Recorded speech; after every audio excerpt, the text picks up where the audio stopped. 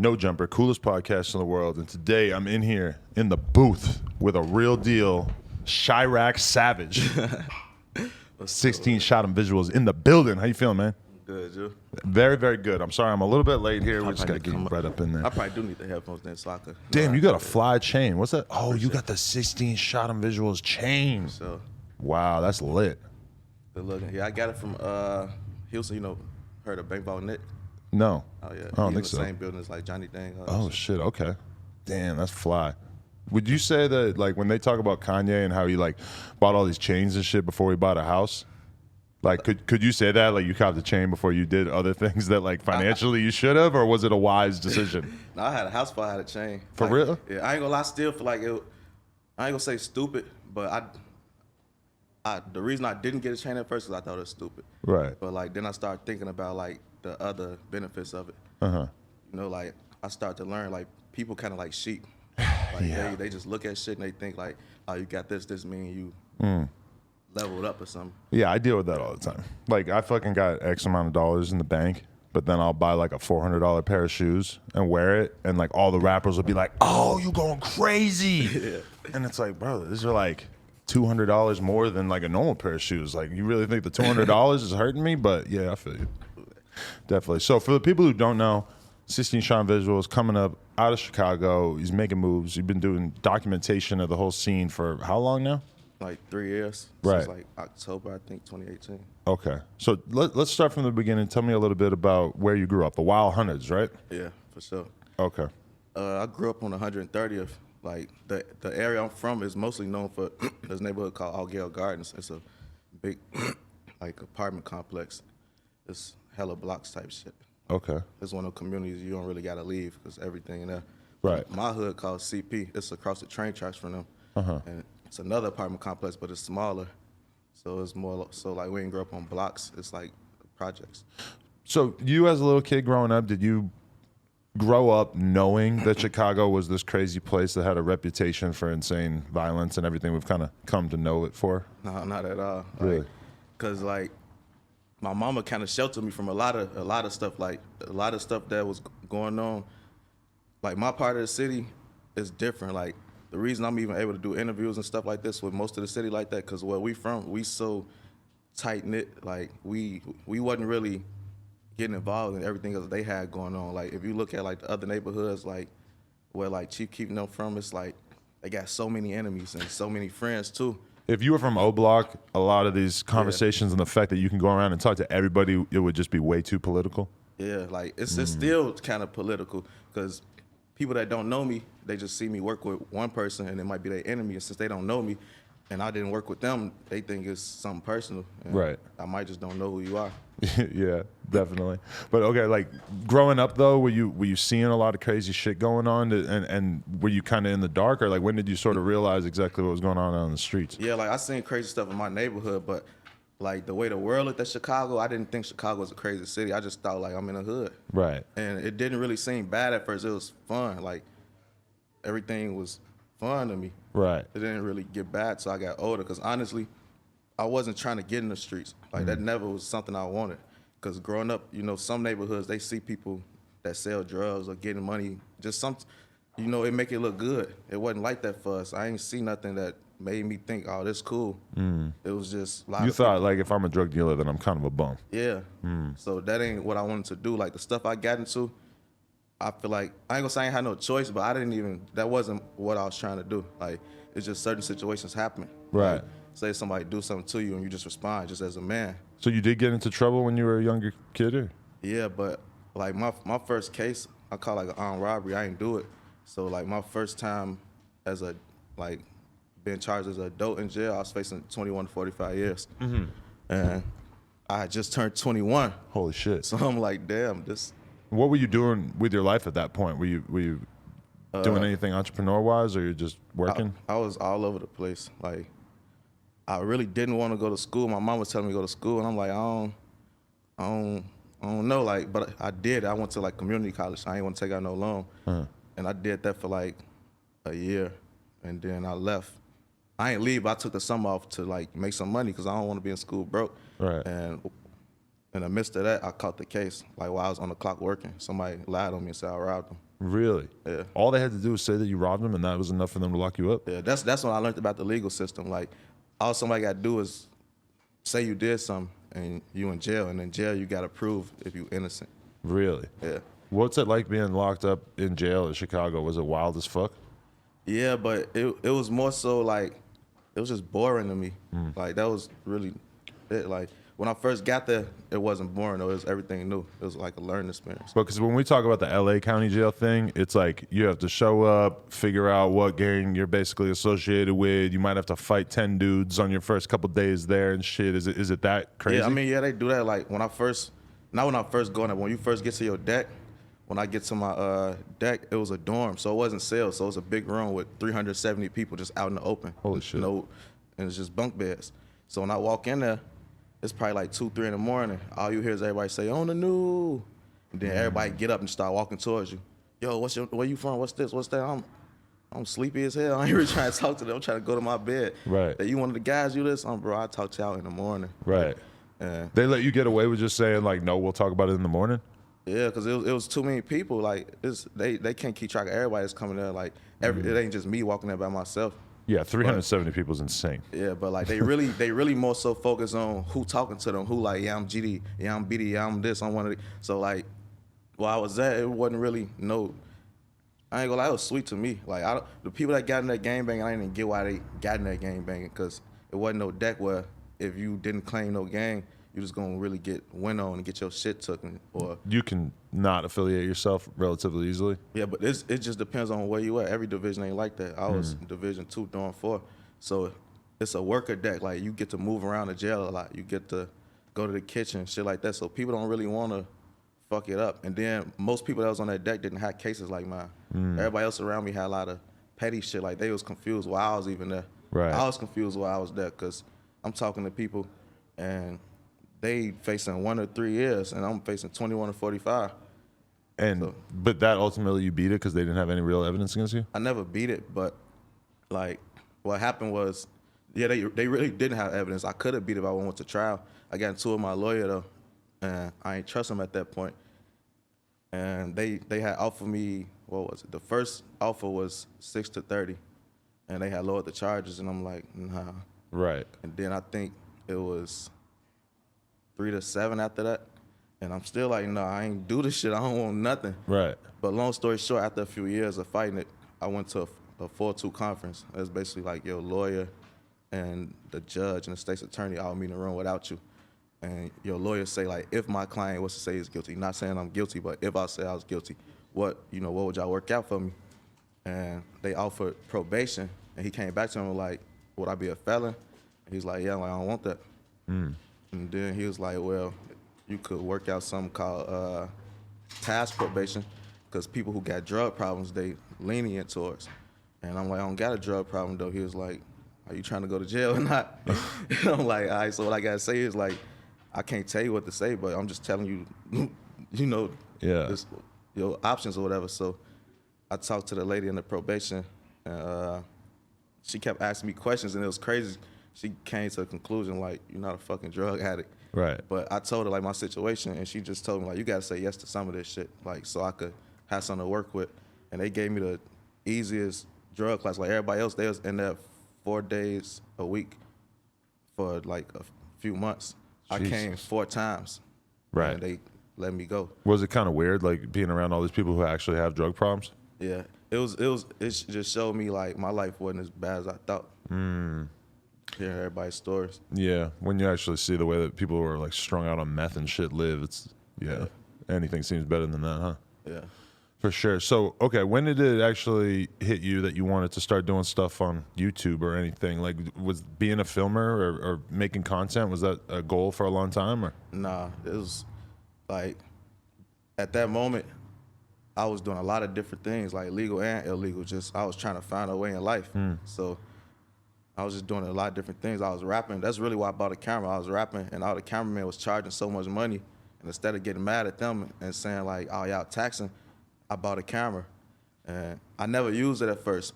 But while I was out on bond fighting that case, when I demanded trial, they start fucking with me and they start going to my social media because there was no evidence. So with it not being evidence, they applying pressure to make me cop out. They go on my social media and find like video, pictures of guns, drugs, and liquor. And those was all 3 things that I signed on my bond to say I wouldn't do or be around. So when I came to court, they had pictures and screenshots and videos of this, and they locked me back up. And then I bonded back out, but it was on house arrest. So while I was on house arrest for a year, I ain't had no movement. Like I couldn't go to school, church, work, nothing, just court. Wow. For a year straight. Only place I'm going is court. So I had time to sit in front of the computer and learn how to edit. But if it wasn't for that, I wouldn't have never did this shit because I ain't had the patience. It wasn't my passion. Right. Did you start looking at anybody who was making content? Like, were you looking at a Vlad or academics or whoever and starting to think like, oh, I see that they have a hustle going on online here? No, because the interviews, I wasn't even doing interviews. I was just trying to be a rapper. Right. Like, did you feel like when you look back at it, did you have potential as a rapper, or what are your thoughts on your skills? People still want me to. I just don't want to because with me being around rappers now, I know everything I would have looked like. And then it come with a lot more shit too. Yeah. And my goal wasn't to get deeper in the streets. I've been trying to separate myself from that shit. Right. Because it's so easy out there to get a little too associated with one thing, right? Yeah.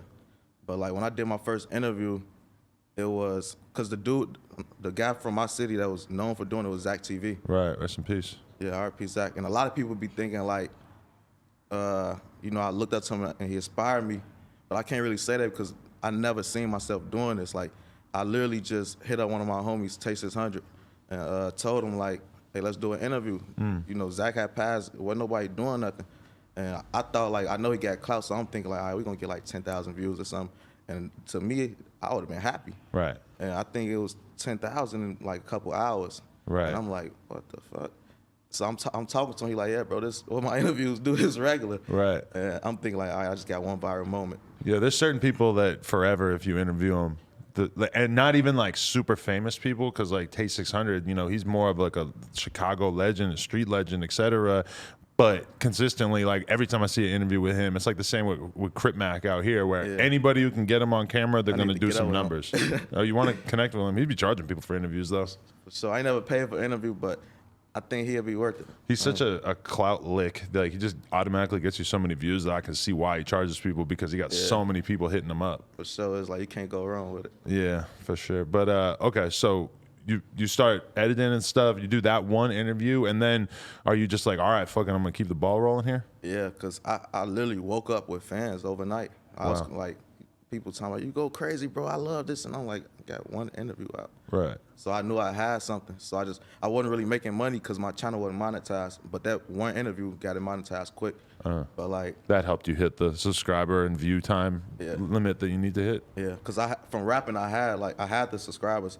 It was just the watch time. Right. So I think my third interview was like King Von. Right. So classic. So with me having all them interviews, big interviews, like back to back to back, I knew I had some. Like even before the money, I knew something was gonna come from it. Right. What did you know about King Von going into that? Because you like start the interview off by saying you're a legendary savage out here or whatever. Obviously, that's not saying anything super specific. That could technically mean anything. So it's like, because the weird thing about King Von is like, I interviewed him, but really did not know anything about how deep his street shit goes. And then after he passed, I just seen YouTuber after YouTuber making videos, showing his old tweets, showing shit that the cops think about what he was getting into. Like, how much did you know going into that interview? You know the website Reddit? Yeah. Oh, there already were threads about him and shit, even back then? Yeah, like King Von, when I first did the Tate interview, right. Von and Wooski was the two names they just flooded me with. Do Von, do Wooski, do Von. Like, and I don't know if Von was rapping or what. No, I think Von was rapping. He had just started, I think, or just beat that 3.5-year bid that he did. Yeah, like, but I was hearing about Von way before that. Like, even when I started talking about doing the interviews, people was telling me do it, and I'm like, I don't really see him doing nothing. Like, I know the reputation, but like, what can we talk about for real? Right. Because the shit that y'all talking about, I can't talk about with him. So I wasn't really on it for real. But once I seen he was dropping music, I'm like, all right, fucking, now I got something to talk about. We got a reason, got something to promote, and we did it. I ain't really know no details. I still don't know details. I just know what everybody else know. Like, everybody say he live his raps. Right. It's just crazy that he was already really legendary before his music had even made a dent. Hell yeah. It's a couple people like that though. Like definitely. those really the interviews that do well. Like you don't gotta be a rapper. The people that are the streets are fascinated by it. That's how you know that like that audience is just huge for street shit, because you don't have to be a popular rapper for people to really want to know what you're talking about. For sure. That's why it's like being in Chicago, like a gift and a curse. Like you could take a fucked up situation, like take lemons and make lemonade. Like yeah, you're around a lot of fucked up shit, but like people love this. So give it to them. The craziest thing too, because it's like in the Vaughn interview, knowing so much about him now, when you actually look back at the interview, there's a bunch of stuff that just seems kind of funny. Like when you ask, like, tell me a crazy story, and him and his boys start talking about throwing rocks at a car one time. And I'm just like, you guys are funny as fuck. Like, as if that is even close to the craziest shit that y'all been involved with. Yeah. It's so crazy because his biggest song ended up being, well, I don't know if it's his biggest song, but one of his biggest songs ended up being Crazy Story. That actually is weird, yeah. And I was like, damn, I seen that shit like down the line. Damn, I wonder if that sort of embedded itself in his brain and he was like, oh, I'm gonna make a song called that. I don't know. I can't take credit for that though, but that'd be crazy. So when you became a fan of Zach though, had he already passed? No, I've been a fan You of knew Zach. of him before that, okay. Yeah. When I just say he didn't inspire me because I wasn't trying to do it. Like by the time I was trying to do it, he had already passed. Right. So like, I ain't gonna lie, like people like you, Say Cheese, Zach, Vlad, like that's what inspired me. Zach more so gave me the blueprint because if I never seen Zach doing this in my city and seeing him work with both sides, I would have never did it. Because growing up, that just wasn't no shit you just do. Like you don't go over here and go over there. But I seen him do it, keep it just business, and it was a good dude, you know, stand up dude. So I'm like, shit, that's really me. I could do the same thing. Right. And I just followed that. Like I seen it work for him. That's what's dope. It's dope seeing people who are like really from the communities that they're documenting, you know? Because it's like I was like someone who knew a lot about the internet, who moved to LA and then just sort of found myself doing this. But you from really being out there, I noticed like when I'm watching you interview Nuke on the channel, like the most recent interview that you put up, you're really asking him some questions about like his, you know, politics and everything that I feel like A, it's so obvious that you know what you're talking about, and B, they probably wouldn't really be dying to answer those questions for somebody who wasn't really from their city. Yeah. Because I don't know, sometimes it feel weird. Like somebody just out of the blue that's not from there just asks you some shit and you're like, what you know about this? Right. Because there's only, like, I mean, you're always dealing with that. You're talking to some of the people who have the craziest stories, the craziest life ever, but meanwhile, it would be an absurd idea for them to tell you everything that they've been through, and they got to sort of pick and choose what they want to share with the world, you know? Yeah. Then I kind of know what to ask too, so I don't really try to make people feel uncomfortable. Like, I know what I want. I know what I would answer in the interview, so I don't really. I ain't gonna say I don't ask nobody something I wouldn't answer, but I try not to ask nothing that'll get nobody in trouble or incriminated. Yeah, it is weird because sometimes I'll be interviewing somebody and I'll just like ask them the craziest fucking shit because I just know they're not gonna answer it. So to me, it's almost like a troll. Like I know you're gonna laugh when I say this because obviously you're not gonna answer it. I'll be seeing your face when you do it sometimes. But then the fans sometimes will be pissed because they'll be like, he asked the most federale shit ever right there. And I'm just like, bro, I knew he wasn't going to answer. It was a fucking joke. Yeah, I don't understand why they get mad because they get mad at the same shit they love. Like the interviews that get the most views, I be seeing a lot of crazy comments like, you did this, you did that. And the interviews that had the most positive comments had the least amount of views. Right. And it's like, they condemn you for the shit that they want to watch. Yeah. Like, and it's a vocal minority too, because you'll do an interview that gets 1 million views and there'll be like, 500 comments talking shit, and you just forget that that is a ridiculously small percentage of the people who enjoyed this overall, you know? Yeah, for sure. Definitely. What you uploaded some different types of shit back when you first started though, right? Like, did you like realize that you could just make money off random pieces of content because you uploaded some like 6ix9ine shit back in the day that ended up going viral for you? Oh yeah, I was on. I don't know. I just how like the YouTube algorithm shit pop up. A video popped up that said something like make this amount of money per month, just re-uploading videos, and they was talking about like certain licenses and shit and certain shit you could re-upload. And I was trying to figure out what I could do to do that, and I knew how viral 6ix9ine was. So when I posted it, I seen what it did. I'm like, damn, this the biggest shit I ever posted. So every time something popped up with him, I just found it. Like, it was a Twitter page I was following, and it probably had like 20, 30 followers or something. But it was just posting everything about him early first. and or I see other videos of people that's posting it and it's like 200 views. Right. I'm like, they don't got no platform, they putting it out and there's nowhere else, so I repost it. And even though I didn't have like the biggest platform, I noticed like if you post something first, you kind of get the biggest reaction. Like everybody else kind of get like the crumbs, I guess. Right. How do you think of your standard for covering an artist though? Because obviously a lot of the artists from Chicago, it's just a no-brainer to you. But with 6ix9ine, it's like, you know, he's basically somebody who doesn't have any respect from all the other people that you're doing content with. Was it weird to even put him on your channel? Do you feel some type of way about that? Or that was early on too, because you maybe wouldn't do that now? No, I still post that shit. I ain't gonna lie. Like, it wasn't weird because it's like, it ain't like I'm dealing with him. I don't know him. Right. And it's like, I don't care what nobody say. This is making me money. Like, you think I'm about to stop myself from getting a few $1,000s off of just downloading a video that took 30 seconds to download and probably another 2 minutes to upload? Like, that was the easiest money in my life. That probably took me like less than 4 minutes to do that shit. Right. Hey, you got to respect it, especially if you're used to doing illegal shit. I mean, people do crazy shit to make like $2,000. Yeah, like once I'm glad I found this shit because like this is the most money I made and it's the easiest. I ain't gonna say the easiest, but damn near the easiest money I made. Like Right. I don't gotta break no laws. I don't gotta do nothing wrong no more. It's just, and it's like I'm 100%. helping myself and helping other people at the same time. So it's a win-win. Was it easy for you to get into the flow of doing the actual interviews? Were you doing like a lot of research? You writing out questions? How much of it is just off the top of your dome? Not much, but now it's a mixture. Like I never come to an interview with no questions. I probably could, but like I don't know. I wasn't confident. Because I seen you getting more confident because when I watched the Vaughn one, you're kind of like reading questions that you had written out. And when I watch you now, it's more natural, which is a lot of times when I watch people interview, that's a transition they kind of go through. Where for me now, like I would never ask a question exactly the way I don't even write out the question. I'll just write like a little note. King Vaughn, did you know he was certified? You know, like I know I'm not going to ask the question just like that, but I got it just as a note, you know?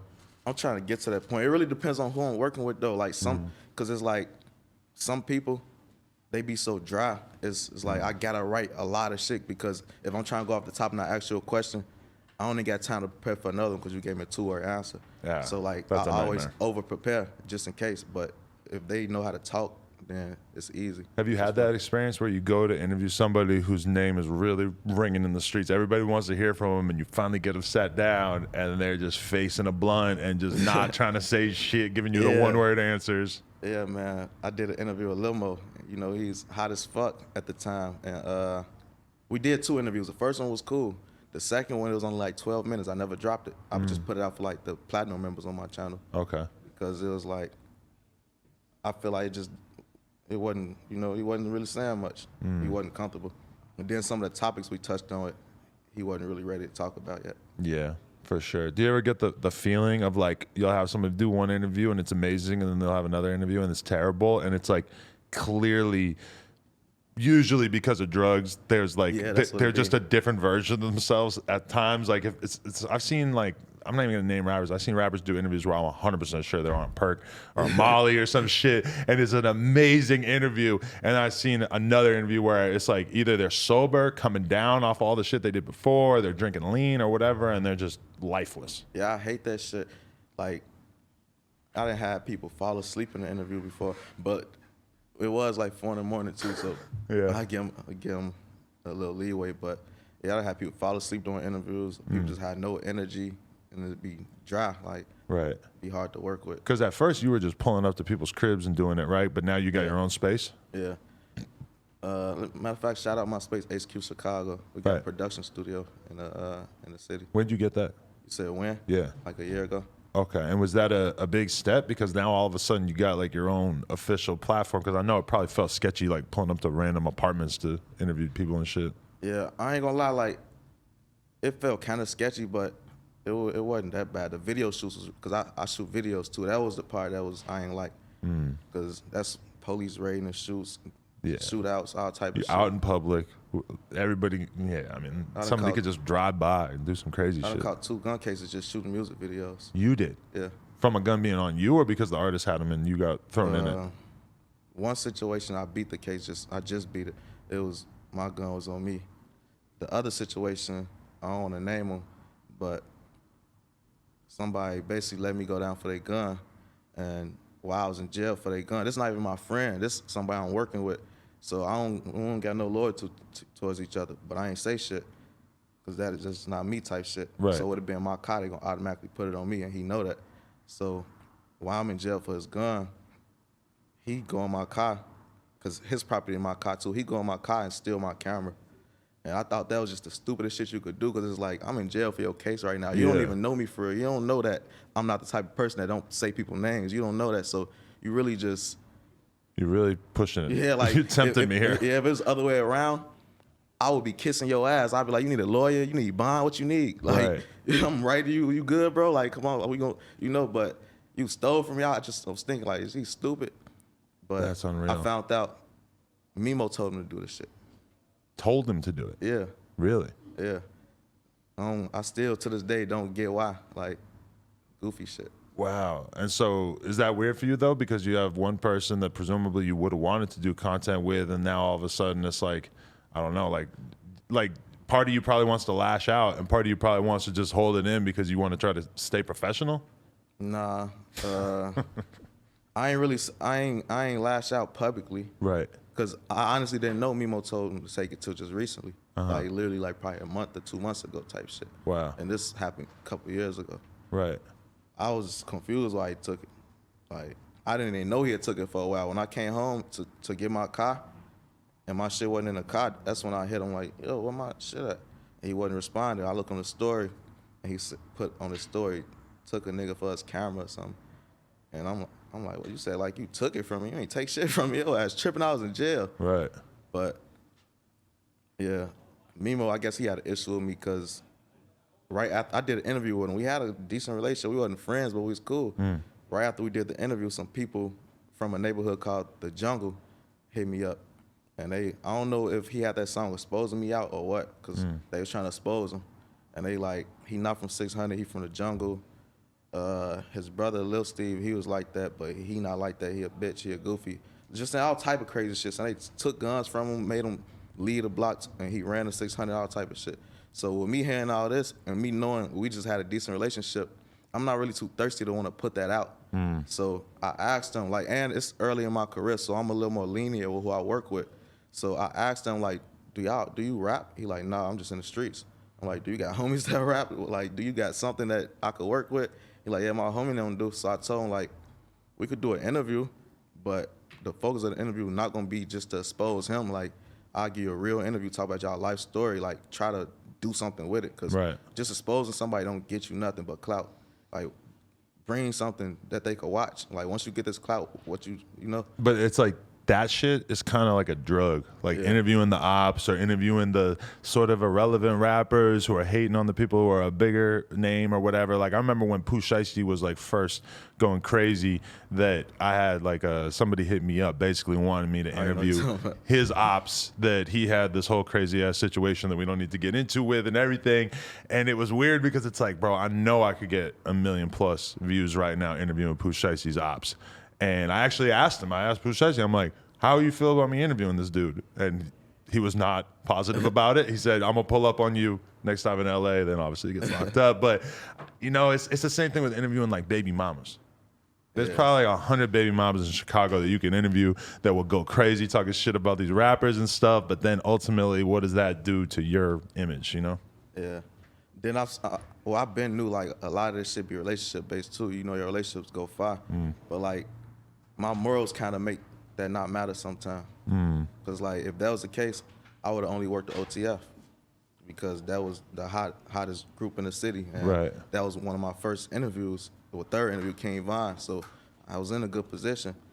But you could be like the official OTF cameraman and not fuck with the other side at all. But I ain't feel right doing that because none of them did nothing to me. That'd be me picking a side, getting into a beef I got nothing to do with. So I knew once I started working with everybody, some people not gonna like that, and some people probably gonna like fuck with me, but not fuck with me. You know, keep me at a distance type shit. But I was cool with that because I never was looking for friends. I just wanted to work with everybody, do business. Yeah, definitely. That's a tough decision though, because I mean, you know, there's always that opportunity for you to sort of take sides a little bit too much. But I agree with you, like saying that it's your morals. Like that's kind of how I felt in the past. Like I've interviewed certain rappers that don't get along with other rappers, even just on the Chicago tip.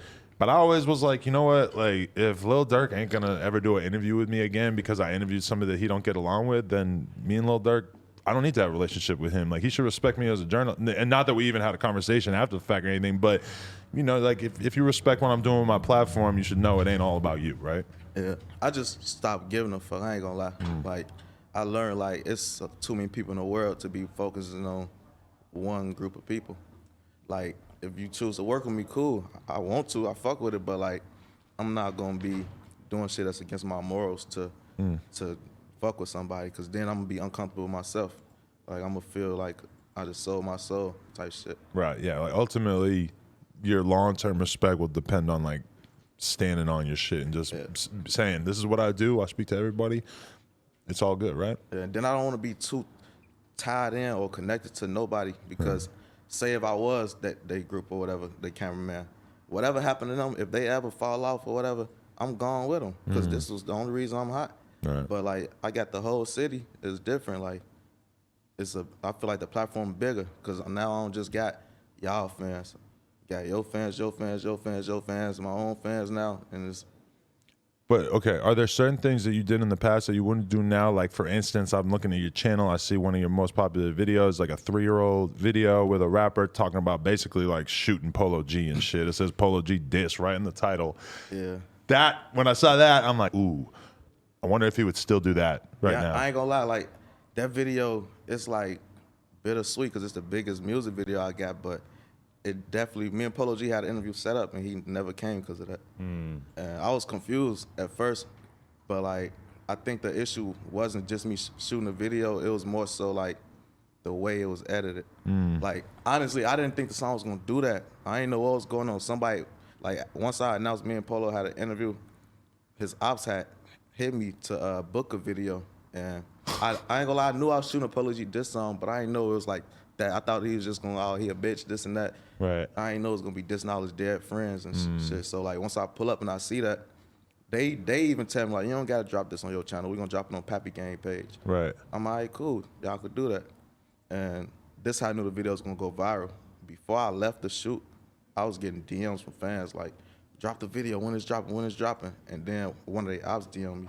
It was like, don't drop that video. It's gonna put you in a war. We fucking up cameraman and all. And like, How'd you feel when you read that? It pissed me off, and I dropped it the next day. That's why the video really not a good quality for real, because it's like, if you come to me aggressive, I'm gonna get aggressive with you. Right. Like, it was, and I didn't even want to drop it on, bro. Like, but you come to me aggressive, it's like, now you pulling my card. It's like, what you think, you gonna force me to not drop it? So I dropped it. Right. But I wasn't thinking about all the other people I'm pissed off. It was just him. Like, you got me fucked up. You not finna tell me this shit. Right. And it's crazy. I ran into dude probably like 2 years later and didn't even know it was him. Really? Yeah. He apologized and shook my hand. He really could have did something to me. Right. Well, I ain't gonna say he could have did something to me, because I was prepared, just because this is a dude I don't know.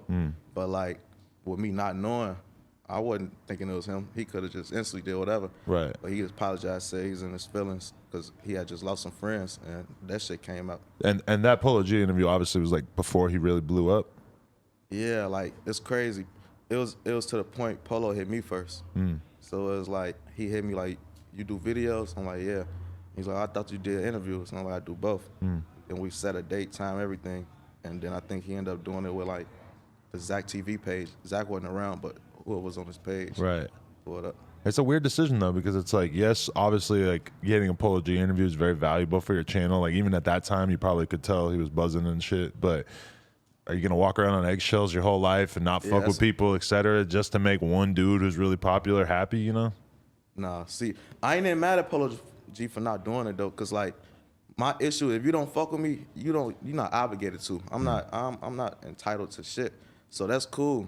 Just don't, like, the reason I don't got no issue with Polo is because he never blocked nothing from me. He never blocked no blessings. He never, well, from what I never heard, it never came back to me, told somebody don't fuck with me. Because that's easy to do too. Yeah. But other people have. Really? So it's like, other people have, and I ain't did nothing to them. just interview with their ops type shit. And they did that shit. So it's like, I don't got no issue with them for not fucking with me. And I understand that, like, in the video, when the artist is saying the people names, it's clips, like news clips of them people, like. Yeah, that's aggressive. Yeah, but that wasn't me, though. Oh, Like, they edited it? no, I edited it. Once I showed them to him, he sent it to me, and he gave me timestamps, like, put this there, put this there. And with me getting paid for a job, I just did it.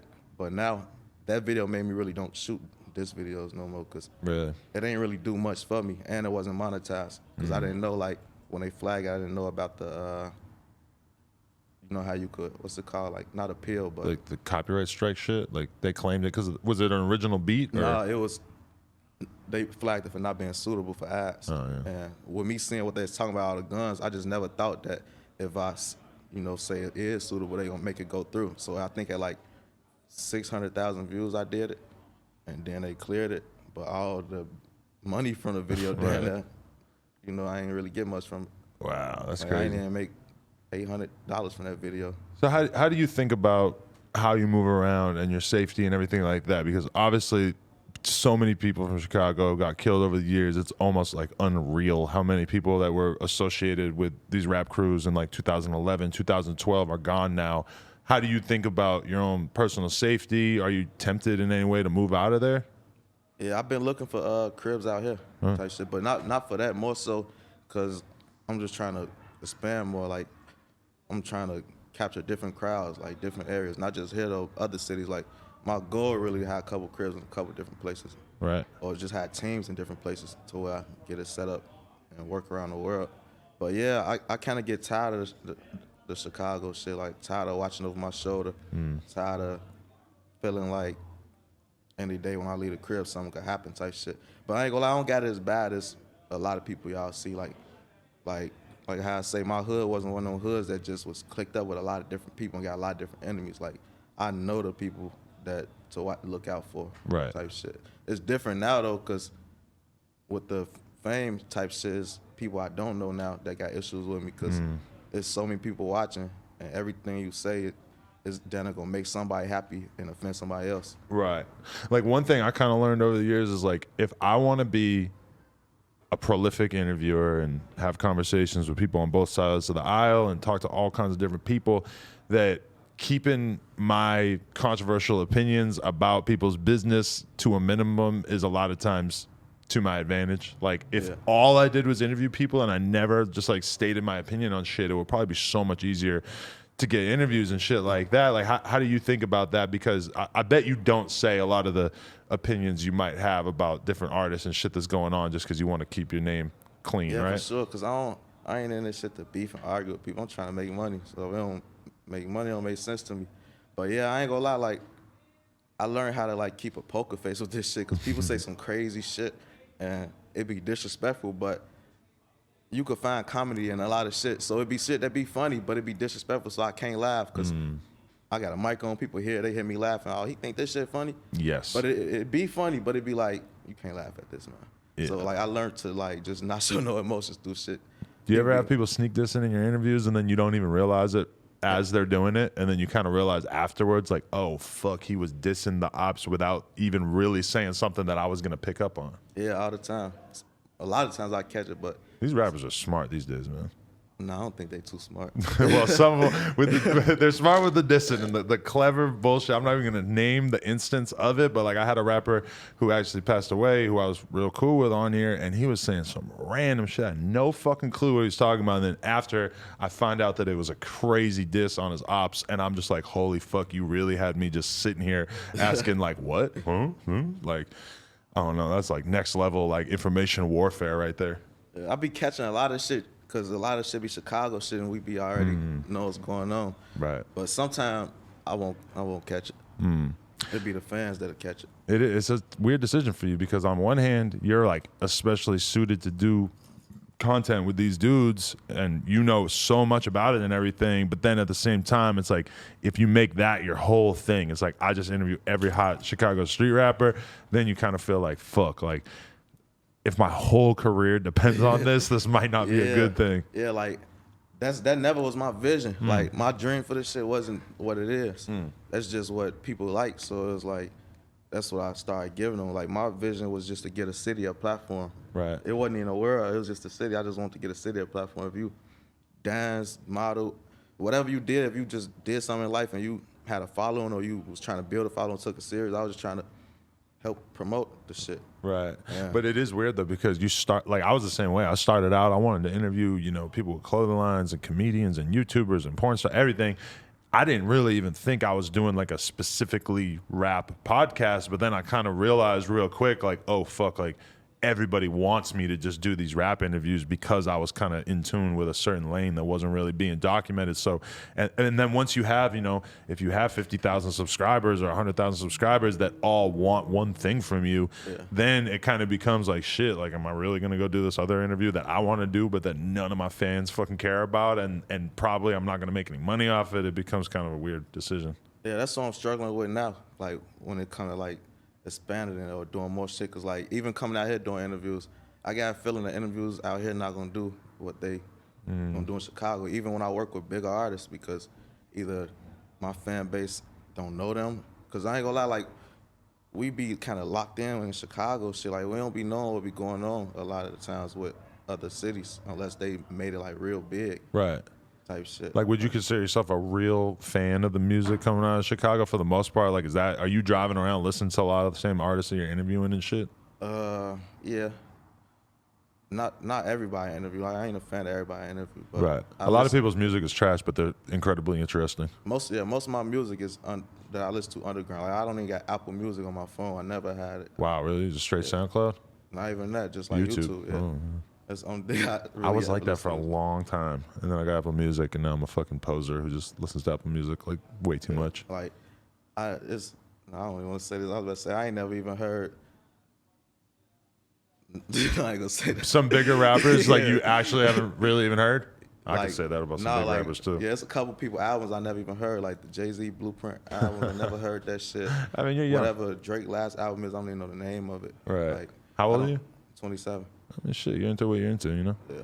Yeah. But I don't think Drake weak enough. It's just I like what I like, type shit. And also, it becomes a thing where like I have a new crop of rappers and shit to interview every week. So it's like, how much time am I really getting to spend listening to? Yes, granted, Drake's one of the best rappers, but for what I'm doing business wise, I gotta listen to a whole shitload of other rap all the time. So I don't necessarily have a ton of time to sit back and just listen to like realistically one of the best artists out right now. But it's like I just got so much other shit that I gotta be on top of that it can be kind of hard to just. I don't listen to as much music for pleasure anymore, to be honest. Yeah, that's part of the reason too, because it's like maybe if I was working with people like Drake and shit like that, then I'd be listening to them because it'll make more sense. But like, Right. it ain't really making me no money. Yeah, like if you're like Drake's homie, then it's kind of on you. You sort of need to be an expert in this content. Yeah, I feel you. But so is that kind of a challenge for you, since you're already so tapped in with those Chicago shit? When you come to LA and you want to find some people to interview, is it a little bit more of a challenge, like listening to these artists and figuring out who actually makes sense for you to talk to? Yeah, out here for sure, because I'm still adjusting to the sound of music. It's so different. Like, True. a lot of shit that people think hard, I don't really even like. So I don't even know who to work with. Like, I don't know who hard out here because a lot of music they like, it ain't my style. Like, it's just hard for me. Like, Well, because I moved from New York to here, and it definitely took me a couple of years before I really started to like fuck with the local like scene and shit, just because the music in New York is so different. And I come out here, and this is like when YG was blowing up, and I didn't think like, oh, like I don't like this, but the sound of it didn't really appeal to me like that because I wasn't fully tapped in with like the LA lifestyle and everything, you know? Yeah. Like, the only group I really even know about out here for real, that I was probably gonna work with, like Baby Stone Gorillas or something. They're hard. Yeah. They've been going crazy. So Definitely. What are like your so that spot that you got? How is that, having a spot that do you just pull up there to work every day and then also film your shit there, or what's the mentality? I don't be there every day, but like it's really like a production studio. So people could come there and film music videos. You got a podcast or something, you can film that there. We got a lot of props, fire machines, just for like production. But me and a couple friends got it. Like FBG Duck, cameraman Billy. That's my homie. He one of the co-owners with me. It's a couple. It's like 6 of us or 7. But like I just thought like I might as well do my interviews here because I was sneaking and doing interviews in a building that I didn't even own for like 2 years or a year and a half. Like an abandoned building? Nah, it's called Lacuna Los. Okay. It's like it's a creative space. They got a lot of different things going on there. Some music studios, but I was doing it in a bathroom, a women's bathroom, and in the women's bathroom, they had an area that looked like a makeup room or something with chairs and mirrors and like a counter. So I'm like, damn, this is perfect for interviews. The lights, all that shit. Right. So I just started taking people to the women's bathroom, and it's low key because. But did you ever have any of the artists be like, "Oh, this is some weird ass shit. Why am I in the ladies' room?" Yeah, especially when I'm doing an interview with the girls. Oh man. They 16, what you got me walking in, man? Bro. Holy But once I got the password to the door, I started doing it, and the owner of the building knew I was doing it. I didn't know he knew I was doing it though. And one day I was doing an interview with one of my friends, and somebody walked up, and I just knew, like, I think I thought the mic went out. No. I knew he was somebody the way he was looking, but he was patient. He stood there and waited till the interview ended. Then he walked up and he was like, "Yeah, I've been seeing your interviews, and I like what you're doing." He's like, "Normally we charge people to use the building, but I see you building something. You could do it. Just don't bring no negative energy here, and promote the building." Right. And I never promoted the building. Yeah, I'm like, what are you gonna say? Only Shout reason out this, and you're letting everybody know where you be at. Yeah, like it's not safe. Yeah. Like Chicago crazy. I'm working with the craziest hoods. And Right. I can't do that. So I just told him like, "Yeah, I got you," and then I never seen him again. Wow. And one day, I think like probably like a year later, I was doing an interview with Stunt Taylor, and security came in the bathroom and asked me to leave. And I was like, call the owner or whatever. He told me it's cool. And she called him. He didn't say it was cool. Yeah, he can't admit that he said that. Yeah. So we had got a spotlight soon after that. Wow, that's crazy. So, I mean, when you see something come out, like one of the craziest things I've seen in recent memory was just rest in peace to Duck. When that shit came out, I couldn't believe that I saw all this shit about him getting killed in such a public area and shit, such an affluent area. And then when the charges come out and I see how much documentation the cops have about how that allegedly went down, I mean, that's just one of the craziest shit I ever seen. Like, they got fucking footage of everything. They got text messages of everything. I mean, how did you feel when you saw that information come out, and how much can you even say about that? Only thing I really thought was that just showed me that they don't care about solving murders for real. Because that mean they could do that all the time. Yeah, that's kind of what I thought too. Like, this seems like you could do this about almost every murder if you really wanted to look at fucking 500 different cameras all over the city. Or they had crazy access to all this shit. Like if what they saying is true and they got all that shit and that happened like how they say it happened, yeah, I think it's crazy because that means people shouldn't get away. Because as I'm driving on the expressway, I see cameras even on the expressway and plate readers and shit. So it's like, how are people getting away with everything else they doing? Yeah. But then you have a high-profile rapper who gets killed in an affluent area, and all of a sudden they're going to do every single thing they could possibly do to figure it out. Yeah, I think they're just trying to make an example out of people. Definitely. I mean, that shit was fucking egregious. If it went down the way that they said it went down, it's like, what You gotta the make fuck? examples for shit like that though, because then people start doing that in those areas and making people feel uncomfortable. Like that'll fuck up the money. Like if downtown become a spot that's not safe no more, then Chicago really gonna go to shit. People already scared to come to Chicago, but like downtown's supposed to be the safe spot. If y'all fuck up that, the city going downhill. Right. You fuck with Lori Lightfoot?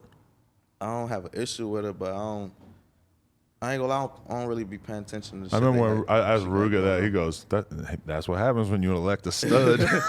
I couldn't believe he said that. I ain't gonna lie, I don't play with politicians and police and Right. shit because I don't want no smoke. Like, Yeah, that's a good point. I think, don't the police work for the mayor or something? Yeah, I mean, I think essentially, they don't, yeah. I think they don't like her though. I think they was turned up, they back on her or some Because shit. she was on the defund the police shit, right? That's the last thing they need to do in Chicago. Yeah, I don't understand some of the shit she say, but I don't got no issue with her. I want her down an interview or some shit. Oh my Get to God. understand. That would be crazy. Yeah. What do you think about, like, I seen in New York, the mayor is actually saying that they need to basically ban drill music. And I mean, you see, How can you do that though? I don't Or know. just They take want to take down some of the videos because the New York drill scene is crazy as fuck. Like, really documenting these beefs that all end in murders and shit is OD. So, I mean, when I seen the mayor say that, I'm like, number one, this is a stupid fucking fight because realistically, like you go up against rap music seems like it's gonna win in the long run. But at the same time, how long can a city really let these rappers make these videos about each other without at some point stepping in? I mean, I do feel like music plays a part in the shit, but it's like once the shit started, it started. Like once blood gets shed, it's like they gonna keep going back and forth. Right. Like, even without the songs, I believe the songs amplified for sure though, because I just see how Chicago was, and I look at how it is now, and a lot of rappers don't want to say it. They be like, "No, it ain't the music," but like, you just gotta really look at this shit. It's worse. Like, it's just getting worse and worse, and the songs getting worse. Then New York, when the drill hit New York, I'm starting to see like, well, I can't speak on New York because I never lived there, but on the outside looking in, that shit look like it got worse with the music. Yeah. I feel like music play a role in a lot of shit. It's more, influential than people think. Right. It's crazy because, like, I was watching you interview Billionaire Black, who I also interviewed, good guy, and he was, it's weird how he moved out of Chicago, which seems like such an obvious decision that if, like, you're doing all right for yourself, you might want to move out of an area where, like, damn near everybody has gotten killed, and realistically, there's people that want to kill you. And he moves to Arizona, and he's probably happy and living a chill life out there, but somehow, like, with the street shit in Chicago and stuff, that's seen as, like, somehow him like kind of copping out and like not wanting to like be in the middle of all that, right? Yeah, I don't think it's copping out though. I think he's just tired of this shit. Everybody really tired of it. That's why I don't understand the people that still be like making the shit worse and promoting it. Because it's like, I feel like Billionaire Black, he been around long enough to seen how bad the shit getting. Lost enough friends to know the shit pointless, and it's a fucked up ass cycle that never end. Yeah. Like, I don't understand the people who like actually be for that shit and want the shit. Like, this should be like a survival thing, not you just want to go kill people out there. Right. It's just stupid. Because if you make it to like 30 or even close to 30, I mean that shit has to seem a lot less cool than it seemed when you were 15. It's easy to understand how a 15-year-old gets seduced into this gang lifestyle and wants to catch bodies and shit. But by the time you become a grown man, it's like that shit has to wear off at a certain point, right? It'd be too late at that point. Like when you're a kid, it's like you kind of know what comes with this shit, but you don't really know for real. So it just be fun to people. Yeah. Then once you find out, it's too late. What you gonna do? Like, even if you like, I don't want to do this no more. The people that see you, they not gonna care about that shit. Right. So it's like you be stuck. Definitely. So that's why I guess people just be like, fuck it, this is what I signed up for, and just live that life till they die. Right. Yeah, it's crazy out here. So do you see any like positive developments for how shit is going with the young people in Chicago, being that you're like right there, or do you feel like shit is just as bad as it's ever gone? I think shit worse. I looked at, they said the murder rate was the worst in like 20 or 25 years or some shit last year. So it looked like it's worse. And then all these crazy ass guns they getting out, the switches and shit, like that shit is scary. Like knowing somebody could have 50 bullets and let all them bitches off in a few seconds. Right. Like, that shit's scary as fuck. What's the sketchiest situation you ever found yourself in when you were off filming some shit? Because I seen some of your titles that were like shots go off during the interview, and I almost clicked it, but I had to go to bed, and I'm like, I know it was just some shots in the distance, because otherwise it would have been like the craziest shit ever. Yeah, that's what it was. Okay. It was definitely some shots in the distance. It wasn't too far though, but we knew they wasn't shooting at us. Right. We was all the way in a whole another part of the city somewhere. But it was an interview. I don't even want to say his name because I don't really fuck with him like that. But it was an interview with a guy, and he had me come in a bando. And I didn't know it was a bando because upstairs, it was people upstairs. And I'm thinking we're going to do it upstairs. Upstairs, everything cool. When we go downstairs, there's no lights. And I just see him pull out a gun. And I don't know him like that, so I'm looking like, he bring me to a room with no lights. Why you pulling out a gun? And then he looking left and right. I don't even got my gun on me, so I'm really kind of nervous, like what the fuck finna go on? But then I see like he just trying to make sure the space clear before we film. I never dropped the interview. We ended up redoing it. Really? But that was like a moment where you're like, oh, fuck, what did I get myself into? Yeah, for a few seconds. But other than that, like, the worst shit really was the video shoots. Interviews, I kind of, once I got tired of shit like that, I started controlling the environment and start controlling how things gonna go. Right. Even when I didn't have a space, I still control. Like we're doing it here at this time. Do you feel like you get the appropriate amount of love? Because when you really think about it, you being somebody from the city who's really building something and like really being from the community and stuff, it is kind of unique. And do you feel like the people show you the respect that you deserve at this point? Yeah and no. I feel like, like if you be so focused on who not fuck with you, you forget who fucking with you. And majority of the city fuck with me. Like it might be like 5% that's not or something, but that 5% be like, damn, what y'all don't see me or something? Right. But like, yeah, I get way more love than I ever expected to get. Like it's when I'm outside, people recognize me and shit, and it be love. Like being just at a gas station, motherfucker, oh yeah, you interviewed somebody from this hood, I fuck with it. And it be love everywhere. Yeah, it's a great feeling, right? Yeah. Because it's like you're around real people. It's like real salt of the earth ass people who just are the regular people at the gas station. And the fact that they're at home watching your shit on YouTube, every time somebody comes up to me saying that shit, even as much as I get used to it, it also still blows my fucking mind. You know what I love when that shit happen? What? When I be out with like a girl or something. Oh, that's the best. Motherfucker ask me for a Clout picture me or up. something. I'm like, hell yeah. good looking. Like, you know who that is? I still fuck with my girl. Like if a fan comes up to me saying some crazy shit, like, "Oh my God, you're the best. You're a god. You influenced me so much." As soon as they leave, I'll go to my girl. I'll be like, "You remember that? You remember that right there." Yeah, I low key like that shit because I ain't in that type of person. Like if you meet me, you ask me who I am, what I do, I just be like, I just do interviews. You don't want to be flashy, but when other people do it for you, it's like, well, hey, you're doing it on me. Yeah. Hell yeah. Yeah, I know the feeling. All right, so what do you see as like the next steps that you want to take in terms of bringing your brand to the next level? What do the fans got to look forward to? What I'm really trying to do, I'm trying to build a team. I'm trying to figure out what all I need. Because, like, I got an editor, and that's really the biggest thing for me so far. Because it gave me way more free time. But like, You used to be up till 4 a.m. editing? every day. Yeah. Now I got a lot of free time, and I use that time to figure out like who I'm gonna work with, what I'm gonna do. But like, that's really what I'm trying to do now, just build a team in different cities to the point where I could just work from home. Like, I just got a mic, he got the camera, he got this, and so I could do an interview in Chicago, then one in New York, then one in Atlanta, all in one day. Because that's what Vlad does. Vlad isn't even there for half his interviews. He's just doing it over FaceTime, and you would never fucking... The only reason you would know is because they talk over each other a little bit more, and it'll be like kind of awkward at times. But for the most part, if there's a rapper popping off in Memphis, he got a cameraman in Memphis, he got a studio, boom, sends them, they link up, they do it. Like, I'm always just in awe of the machine that he built that lets him create content on a ridiculous level. Yeah, that's what I'm trying to do. And I'm trying to branch off to like the game and shit too. Oh, nice. But I kind of lost the love for this shit. Like as a kid, I used to be damn addicted to video games, like playing it 17 to 20 hours sometime in a day.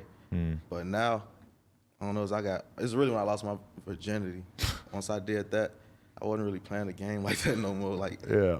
it slowed down. When I was a kid, when I was like 8 years old, up until the point that I was about 16, I was so obsessed with video games all those years. And then I kind of like, once I really started like going outside and being around people and like, just being around girls and shit, I was just kind of like, this ain't like cool to me anymore. And then when I look at it now, I'm like, wow, video games are like so cool. That was a bad calculation on my part. If I had stayed in tune with the video game culture, it probably would have been a very good thing for me. Especially now because it's money. Like, huge now, if I was like the gamer I was now, then I'd be rich as fuck because I'll be doing what I love all day. You'd be KSI in Chicago. Now I'm weak as fuck, like playing Call of Duty online. Yeah. Them little kids be fucking me up, and I used to be that little kid. Yeah. That No, shit I was good as fucking video games, and now when I try to play Fortnite or whatever, I feel like I'm not in the keep up same with this shit. universe with these controls. Yeah. It's too fast paced for me. They building shit. The building's crazy. That's I can't even think about that. I'd be confused playing that. But once I get back to it, I'm gonna start streaming and do that. I really want to do that GTA role play shit. Oh yeah, you like that shit? I never played. I just seen it because I don't want to. So with me not playing a game, I don't want to just buy a gaming PC just for that. Right. And then fuck around, not even play. Yeah. And also like streaming games, like when Red Dead Redemption came out, I tried to stream it. And I just kind of realized, like, fuck, like I'm learning to play this game, and I got 500 people sitting here watching me, and it's fucking awkward because I haven't played a game with controls like this in so long. It just really kind of like ruined the enjoyment aspect of it. And what I'm scared of is when they put that new Zelda out, because I fucking love Zelda, and I know I'm gonna end up playing that shit so much. I ain't played that since, what was it, like Nintendo 64 or something? Yeah, but that Breath of the Wild that they have for Switch was like unbelievable. Like one of the best games I ever played, and they're gonna put the sequel out, and I gotta do it. I kind of stopped playing games by the time Switch came out. Yeah. I never even touched the Nintendo Switch. I did for the most part, but then that one just got me. Is it like the Wii? Nah. It's just like a regular role-playing game with like a really good story and like crazy. The graphics are incredible and stuff. I don't know. Do people really want to hear me talk about this? All right, man. I'm a big fan of the channel. You're killing it. Very proud to see like the new generation of interviewers coming out and just making moves and stuff. So, I mean, congrats on all the success you've had for real. Appreciate it. I'm a big fan of you too. Appreciate you, man. And everybody watching this, if you haven't figured it out yet, go type 16ShotEm Visualz into YouTube and smack that subscribe. Yeah, follow me on the gram too at 16ShotEm Visualz with a Z. What else? It's cool. I plug my merch. Of course. Oh yeah, I got some merch. It just dropped like 2 days ago. Just look in the description of all my videos. It's gonna be there. Respect for rocking the Off-White and not wearing your own merch on the podcast. That's because I wasn't prepared. I would have did that. Because I told you about this interview yesterday. Yeah. Oh, shit. That's a good point. For sure. But, all right. Well, hey, much respect, man. I appreciate you coming on. Everybody go subscribe to his channel. 16ShotEm. No Jumper. Coolest podcast in the world. Check us out on YouTube, iTunes, all that shit. Like, comment, and subscribe. TikTok, Instagram, nojumper.com if you want to support. Appreciate y'all. I appreciate you again, too. Yeah, thank you, Doug. That was real.